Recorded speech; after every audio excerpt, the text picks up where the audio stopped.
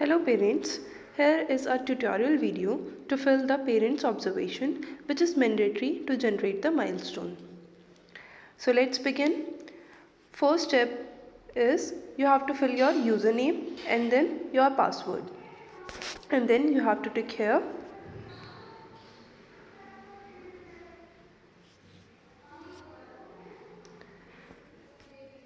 After this, go to the ELG option. Then you have to select culmination 1.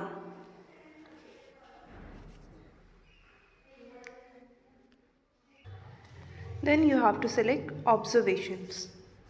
And you all have to fill this.